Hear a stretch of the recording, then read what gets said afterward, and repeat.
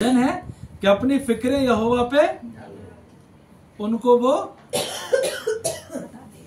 भजन भी है कि अपनी फिक्रें यहोवा पे डाल उनको वो हटाएगा। एक छोटी सी कहानी कहेंगे, कहानी के बाद वचन में जाएंगे। कहानी है कि आसाम के एक गांव में एक बूढ़ी अम्मा रहती थी। वो बूढ़ी अम्मा बेचारी हर दिन सुबह सूरज निकलता था, नाश्ता करती थी और उस पहाड़ से नीचे उतरकर आती थी और वहां से अपने परिवार के लिए जो रोजमर्रा का सामान हुआ करता था वो खरीदती थी और साथ ही साथ वो अपने बकरियों के लिए नीचे से घास लेके जाती थी। तो वो जब आती थी वो घास की गठरी बनाती थी बड़ी सी और अपने रोजमर्रे के सामान को अपने झोला में टांग कर बगल में और गठरी को सर पे लेकर और ऐसे पहाड़ पर उठकर जाती थी नीचे से ऊपर। हर दिन का वही काम था। एक दिन एक मैटाडोर वाला वो अपनी छोटा हाथी जो होती है वो अपनी गाड़ी लेकर आ रहा था, तो उसने देखा कि अम्मा बड़ी तकलीफ से जा रही है।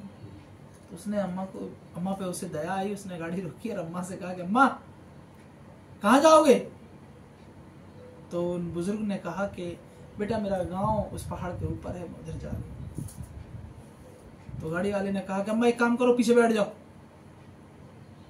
तो अम्मा जो थी वो गाड़ी में बैठ गई। तो गाड़ी जब चढ़ रही है पहाड़ पे तो काफी ऊपर पहुंचते पहुंचते लगभग गांव में पहुंचने वाले ही थे कि वो ड्राइवर ने अपने लुकिंग ग्लास में देखा कि अम्मा बैठी कैसे है। तो उसने क्या देखा कि अम्मा गाड़ी में तो बैठ रही है, गठरी अभी भी उनके तो कुछ हमारे जीवन में भी ऐसा ही है। हम प्रभु यीशु मसीह में तो चल रहे हैं फिर भी अपना बोझ अपने सर पे लेके ये कहीं ना कहीं हम दूसरों को तो बताते हैं कि यार प्रार्थना करो भाई साहब बहुत अच्छा होगा, पर अपने ऊपर जब बात आती है तो हम उसे कहीं ना कहीं हम चूक जाते हैं। चूकते कहाँ हैं आज इस बात को समझते, क्योंकि हम अगर प्रभु यीशु मसीह पे विश्वास करते हैं तो प्रभु यीशु मसीह कहता है मत्ती की पुस्तक 11 और उसका 28 क्या कहता है? हे सब परिश्रम करने वाले हाँ। और बोझ से दबे हुए लोगों, हाँ। मेरे पास आओ, मैं तुम्हें विश्राम दूंगा। प्रभु यीशु मसीह कहते हैं कि हे सब परिश्रम करने वालों और बोझ से दबे हुए लोगों मेरे पास आओ, मैं तुम्हें विश्राम दूंगा। ये आयत उन लोगों को संबोधित करती है जो जीवन की कठिनाइयों, पापों के भार या व्यवस्थाओं के बोझ तले दबे हुए हैं। सो हमें अगर हम प्रभु यीशु मसीह पे विश्वास करते हैं तो हमारे बोझ चाहे किसी भी प्रकार का क्यों ना हो, हमें वो प्रभु यीशु मसीह के हाथ में सौंप देना चाहिए। प्रभु आप ही मार्ग निकालेंगे, प्रभु आप ही हमारे लिए रास्ता करेंगे।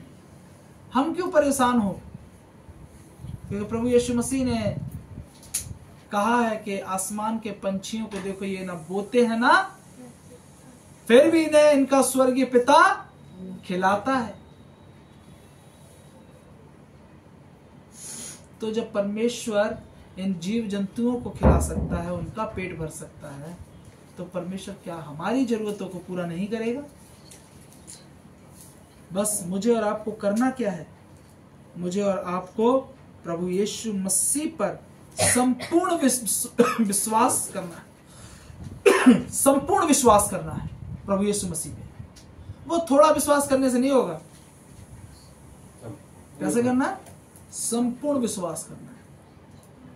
यीशु उन्हें अविश्वास के लिए नहीं वरन उनके विश्वास को बढ़ाने के लिए यीशु इन बातों को कहता है कि हे बोझ से दबे हुए लोगों किसके पास आओ? मेरे पास आओ, यीशु के पास। यीशु के पास आओ। सो मैं और आप कहीं ना कहीं ये सोचते हैं कि हमारे जीवन में अगर कुछ खराब हो रहा है तो हम यीशु के पास बाद में जाएंगे, पहले यीशु को पुकारने वाले के पास पहुंच जाए। यानी किसके पास पहुंच जाए? पास्टर के। अरे पास्टर भी तुम्हारी तरह आदमी है भाई। उसमें थोड़ी नहीं हीरा जवाहरात कुछ एक्स्ट्रा लगे हुए हैं। उसके कौन से 4 पैर है? वो भी तुम्हारी तरह 2 ही पैर वाला है। जैसे तुम्हें दर्द होता है उसे भी दर्द होता है, तुम्हारी फीलिंग है उसकी भी फीलिंग है। उसके पास मत आओ। बाइबल क्या कहती है? किसके पास जाओ? तो डायरेक्ट जाओ ना यीशु के पास। लोग कहते हैं कि हम प्रार्थना नहीं करते। क्यों नहीं करते भाई? पास्टर नहीं आता। अरे आपके जीवन में पास्टर थोड़ी ना बदलाव लाएगा। पास्टर तो वो डॉक्टर है जो आपको प्रिस्क्रिप्शन देगा कि भैया ये आयतें पढ़ लेना, काम आएंगी। जैसे डॉक्टर क्या करता है? दवाइयां लिख देता है। दवाइयां किसके पास मिलती हैं? डॉक्टर के पास। हाँ, उनके लिए अलग से एक स्टोर होता है जहां सिर्फ दवाइयां मिलती हैं, मेडिकल स्टोर। वहां दवाइयां मिलती हैं। डॉक्टर लिखता कहीं और है, दवाई मिलती कहीं और है, और खाता कोई और है। सो कुल मिला के बात ये होती है कि अगर आप बिना डॉक्टर को दिखा के अगर आप मेडिकल चले गए, आपने दवाई ले ली, कुछ रिएक्शन हो गया तो उसकी जिम्मेदारी कोई नहीं लेगा। इसका मतलब डॉक्टर की जिम्मेदारी कुछ है, या डॉक्टर के पास जाना कुछ है। डॉक्टर आपके पास नहीं आएगा, आप डॉक्टर के पास जाओगे। हैं? अब वहां लाइन भी लगानी पड़ती है। तो कुछ पाने के लिए जब आप परमेश्वर के भवन में जाते हो तो जो कुछ वहां सीखते हो उसे लेकर आओ, और सिर्फ वहीं तक मत सुनो, उन्हें लेकर अपने घर पे आओ और 6 दिन अपने जीवन में लागू करो।